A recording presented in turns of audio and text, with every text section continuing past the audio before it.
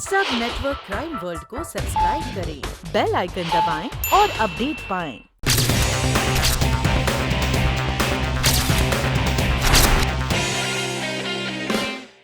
लगता है मदन पाल की गाड़ी तेज रफ्तार से जा रही थी, ढलान पर आकर आउट ऑफ कंट्रोल हो गई होगी, जिसकी वजह से गाड़ी खाई में जा गिरी। पेट्रोल टैंक फटने की वजह से गाड़ी में आग लग गई। लाश पूरी तरह से जल चुकी थी।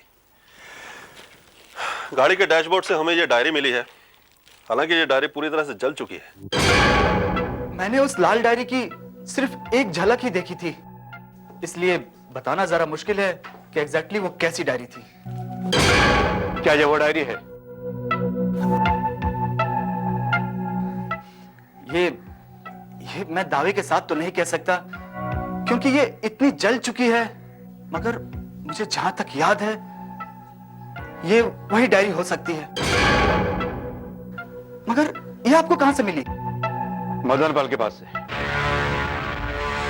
ओह माय गॉड, इसका मतलब मदन पाल ने अंकल का। कर्नल, कहां है वो कमीना? मैं उसे जिंदा नहीं छोड़ूंगा। कहां है वो?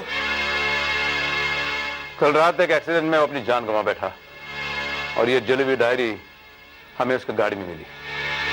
कर्नल, अगर ये डायरी आपको मदन पाल के पास से मिली है तो मैं दावे के साथ कह सकता हूं ये वही डायरी है। हाँ, ये वही डायरी है कर्नल। लगता है मेरी किस्मत में मेरे भाई का प्यार नहीं लिखा है। जब आपने मुझे उस लाल डायरी के बारे में बताया था कर्नल, तो मेरे मन में एक उम्मीद जागी थी। मगर इसे एक बात साबित हो गई कर्नल कि मदन पाल ने ही डॉक्टर बत्रा का कत्ल किया था। नहीं मिस्टर आमिर, वो डायरी जो मदन पाल के पास से बरामद हुई, यही बात हमें उलझन में डाल रही है। अगर डॉक्टर बत्रा को खामोश करने के लिए मदन पाल ने उनका खून किया, तो फिर उसने वो डायरी क्यों चुराई जो 30 साल पुरानी थी? वो अगर चुराता तो वो डायरी चुराता जिसमें उसके बारे में लिखा हो। इसका मतलब कि मदन पाल ने डॉक्टर बत्रा का कत्ल नहीं किया। अगर मदन पाल ने डॉक्टर बत्रा का कत्ल नहीं किया तो फिर वो डायरी उसके पास कैसे पहुंची? मानसी, हो सकता है कि उसके पीछे उसका कोई और मकसद रहा हो। शायद। मिस मानसी, एक बात बताइए, जब आप डॉक्टर बत्रा से मिले थी तो उन्होंने क्या जवाब दिया था? उन्होंने कहा था कि वो उस फैमिली से पूछकर बताएंगे। इसका मतलब है डॉक्टर बत्रा ने उन लोगों से जरूर कांटेक्ट किया होगा, और हो सकता है कि वो लोग इस राज पे से पर्दा ना हटाना चाह रहे हो और उन्हीं लोगों ने डॉक्टर बत्रा का। नहीं अमर, ये क्या कह रहे हो तुम? ऐसा नहीं हो सकता।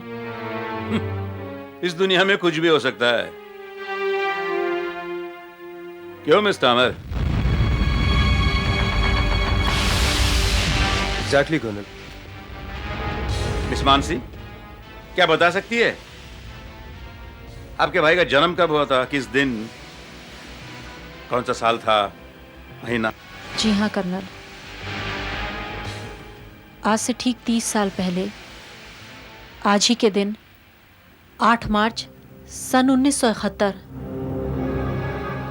आज उसका 30वां जन्मदिन होगा कर्नल। मिस मानसी, अगर आपकी तलाश सच्ची है तो विश्वास रखिए, आपको आपका भाई जरूर मिलेगा। उसे आपसे कोई भी छीन नहीं सकता। पोस्टमार्टम की रिपोर्ट आ गई है कर्नल भाई। मदन पाल की मौत वाकई गर्दन की हड्डी टूटने की वजह से हुई है। मेरी समझ में एक बात नहीं आ रही है कि मदन पाल ने डायरी चुराई ही क्यों? और अभी तो ये भी साबित नहीं हुआ कि वो डायरी डॉक्टर बत्रा की ही थी या किसी और की। वो भी हो जाएगा वर्दी भाई। जैसा आपने कहा था कर्नल भाई, डायरी के वो पन्ने जो जले थे मगर राख नहीं हुए थे, उन्हें भी स्पेशलिस्ट के पास भिजवा दिया गया है। गुड।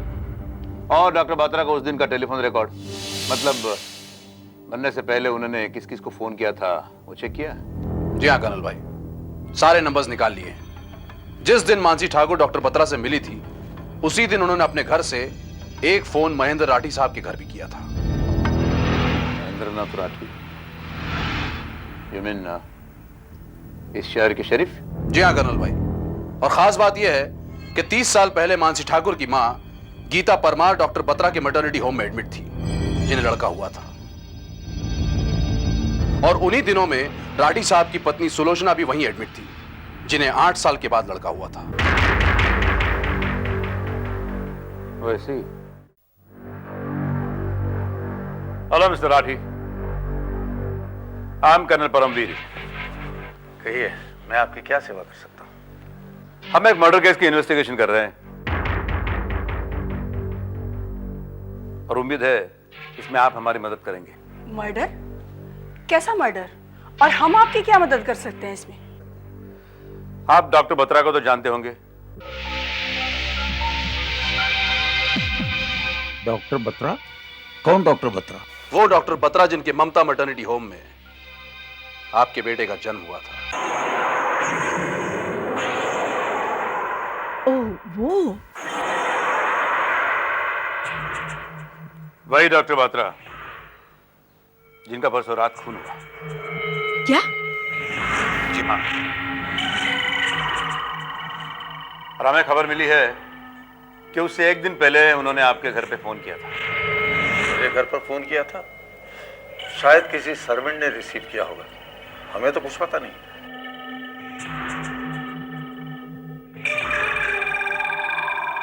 देखिए, हमें डॉक्टर बत्रा के कातिल की तलाश है और उसे हम ढूंढ लेंगे।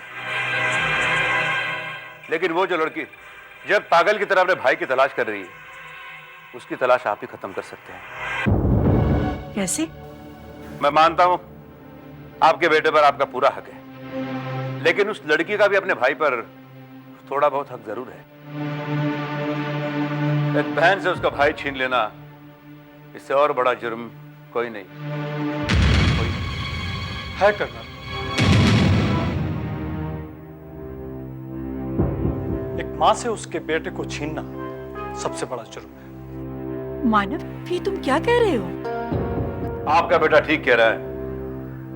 यह जुर्म गीता परमार ने किया है और गीता परमार के किए जुर्म के लिए मानसी ठाकुर को सजा देने का किसी को भी हक नहीं, किसी को भी। माफ कीजिए कर्नल साहब, मैं किसी मानसी ठाकुर को नहीं जानता और ना ही उसके बारे में जानना चाहता हूं, इसलिए प्लीज आप।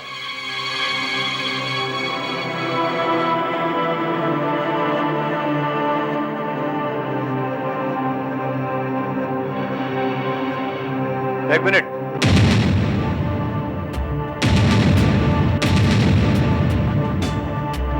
Yes please.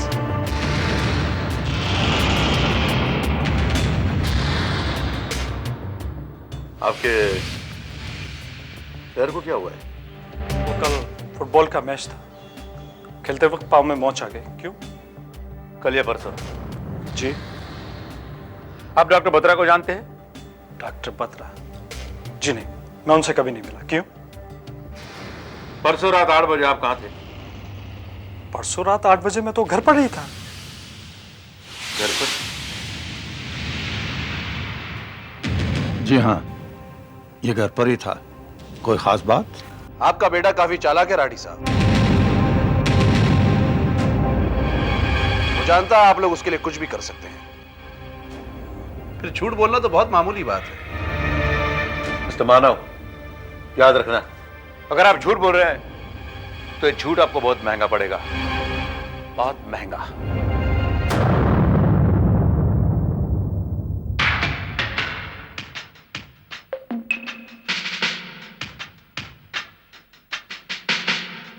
ये देखो कर्नल, ये जली हुई डायरी के पन्नों के फोटो प्रिंट हैं।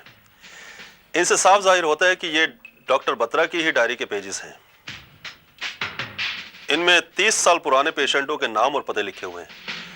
आई थिंक ये पेशेंट वही पेशेंट होंगे जिन्होंने बच्चे लिए या दिए हैं। ये तो बड़ी खतरनाक डायरी है कर्नल भाई। इसके जरिए से तो मदन पाल कई लोगों को ब्लैकमेल कर सकता था। ना इकबाल, ये वो डायरी नहीं है। ये डॉक्टर बत्रा की डायरी नहीं है। आप इतने यकीन के साथ कैसे कह सकते हैं कि ये वो डायरी नहीं है? पहली बात तो यह है कि इतनी अच्छी हैंडराइटिंग किसी डॉक्टर की नहीं होती। अगर इत्तेफाक से हुई भी तो यह एड्रेस 30 साल पहले नहीं लिखा जा सकता। ये देखो, ये बांद्रा रिक्लेमेशन का एड्रेस।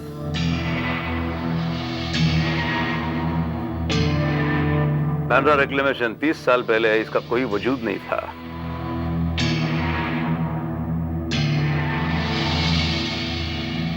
इसका मतलब ये हुआ कि मदनपाल की गाड़ी में ये डायरी किसी और ने रखी थी।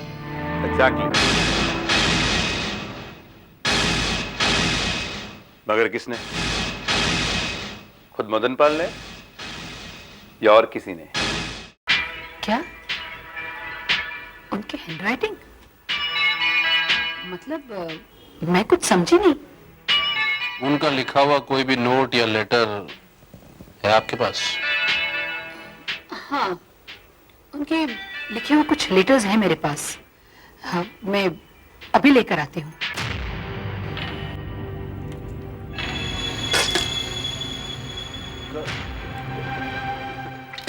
काम हो गया कर्नल भाई, सबकी हैंडराइटिंग का नमूना ले आया हूं।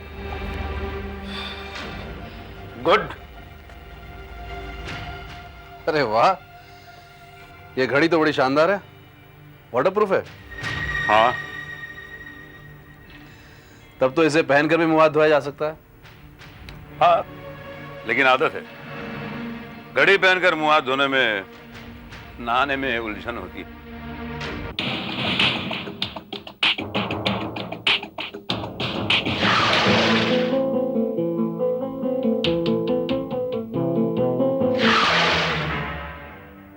मैंने सबकी हैंडराइटिंग चेक कर ली कर्नल भाई, इसमें से एक भी मेल नहीं खाती। लेकिन एक राइटिंग का नमूना तो हमने लिया ही नहीं,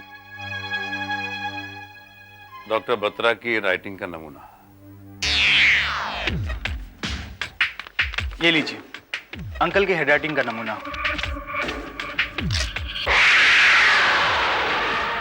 थैंक यू मिस्टर सुशील।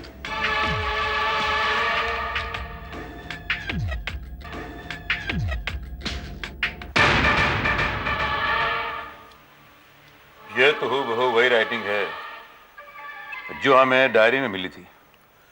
इसका मतलब है डॉक्टर बत्रा ने ही वो डायरी लिखी थी। लेकिन अगर वो डायरी डॉक्टर बत्रा ने लिखी थी तो उन्होंने पता गलत कैसे लिखा? गलत पता? जी हाँ, हमें उस डायरी में एक ऐसा एड्रेस मिला है जो 30 साल पहले था ही नहीं। इसका मतलब आपके अंकल ने एक डुप्लीकेट डायरी बनाई होगी ताकि असली डायरी तक कोई पहुंच ना सके। और मदनपाल उस डुप्लीकेट डायरी को असली डायरी समझकर ले गया होगा। हाँ, शायद। आज आपने घड़ी नहीं पहनी? जी हाँ, वो खराब हो गई है। पानी चला गया होगा। जी हाँ, पर आपको कैसे पता चला? मिस्टर सुशील कुमार, उस दिन जब आपके अंकल का कत्ल हुआ, आपने बताया कि आप बाथरूम में नहा रहे थे और जल्दी में आप एक टॉवेल लिपट कर वहां आ गए, लेकिन उस वक्त आपके हाथ में घड़ी थी। क्या मतलब? मतलब यह कि जब गोली चली तब आप बाथरूम में नहीं थे, आप वहां थे अंकल के पास। और जब आपने गाड़ी की आवाज सुनी, आप घबरा गए और खुद को बचाने के लिए अपने पीछे बने हुए पुल में छलांग मार दी और फिर कपड़े उतारकर एक टॉवेल लपेटकर आप वापस वहां पहुंचे ताकि आप यह साबित कर सके कि जिस वक्त गोली चली उस वक्त आप वहां नहीं थे। गोली चलने के बाद आप वहां पहुंचे जबकि गोली आपने चलाई थी। आपके अंकल का खून आप ही ने किया है। जी हां मिस्टर सुशील कुमार, आप ही ने किया।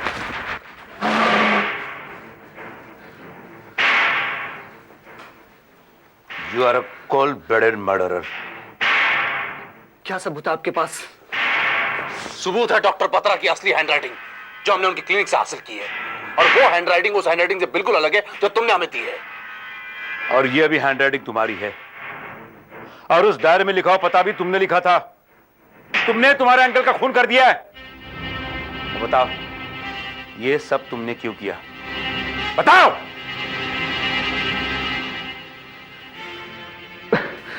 मैं उन्हें नहीं मारना चाहता था, वो हादसा था। मैं तो सिर्फ वो डायरी हासिल करना चाहता था, मगर अंकल उस वक्त वहां आ गए।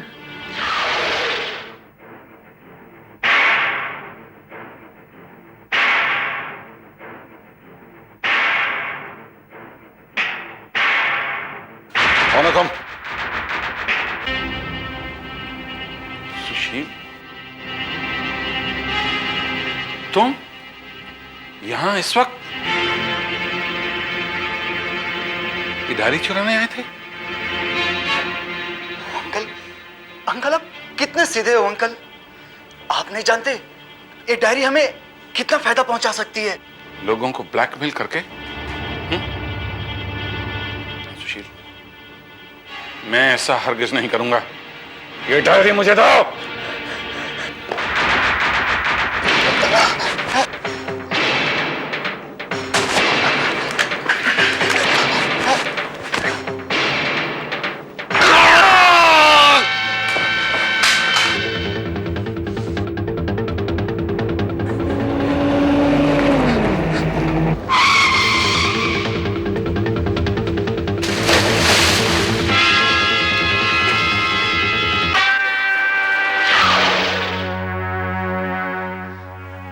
मैं उन्हें मारना नहीं चाहता था, मगर हो सकता है डॉक्टर बोत्रा का खून तुमसे अनजाने में हुआ हो, मगर मदन पाल, उसे तो तुमने जानबूझ के मारा।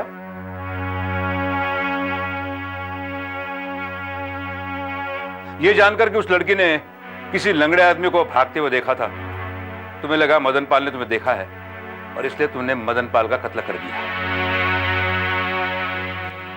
फिर उसकी लाश के साथ वो डायरी भी गाड़ी में डाल दी।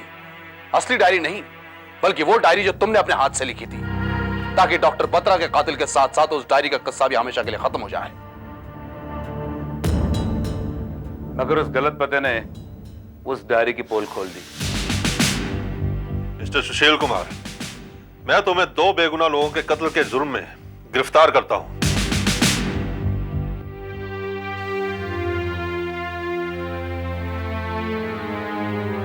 I'm sorry मानसी, मैंने कर्नल से बहुत रिक्वेस्ट की लेकिन उन्होंने कुछ भी बताने से इनकार कर दिया। वो डायरी एक सबूत की हैसियत रखती है और उसका कोई भी पर्सनल इस्तेमाल नहीं कर सकता। ये नहीं हो सकता अमर। उन्होंने ही तो कहा था कि अगर मेरी तलाश सच्ची है तो मेरा भाई मुझे जरूर मिलेगा। उनकी वो बात झूठी थी या मेरी तलाश झूठी है? कर्नल ने ठीक ही कहा था। ना तुम्हारी बात झूठी है ना तुम्हारी तलाश। आप? तुम मुझे माँ कह सकती हो बेटा। जाहिर है जब हम तुम्हारे भाई के मम्मी डैडी हैं तो तुम्हारे भी मम्मी डैडी हुए। आप लोग? हाँ, हम वही हैं जो तुम्हारे भाई को अपने साथ ले गए थे। अपने भाई से नहीं मिलोगे बेटा? जी, जी हाँ। कहाँ है वो?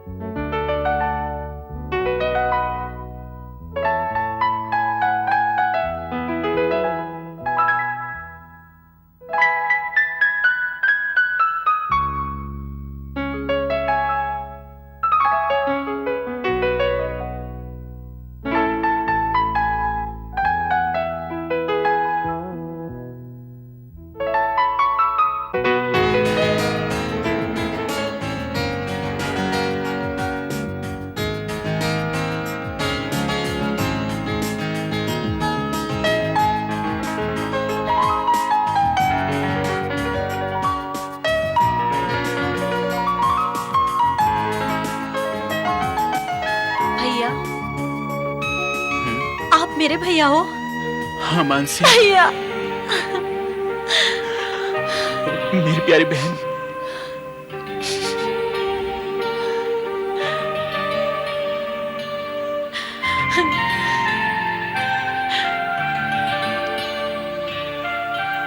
लोग कहते हैं प्यार में कोई स्वार्थ नहीं होता, लेकिन प्यार जब मोह में बदल जाता है तो उससे बड़ा स्वार्थ कोई नहीं। हाँ बेटी, हम लोग भी अपने बेटे के मुंह में स्वार्थी हो गए थे, लेकिन कर्नल परमवीर ने हमें एहसास दिलाया कि हम गलत थे। मानव पर हमारा हक है तो तुम्हारा अधिकार भी है। मानसी, ये मत समझना कि ये लोग तुम्हारा भाई तुम्हें लौटाने आए हैं। मतलब ये कि ये लोग अपने बेटी को यहां से अपने साथ ले जाने आए हैं, ताकि तुम्हारी तलाश हमेशा हमेशा के लिए खत्म हो जाए। मम्मी, बेटा अब तुम्हें अकेले नहीं रहना पड़ेगा। Colonel, you're really great. Great मैं नहीं, ग्रेट वो है ऊपर वाला।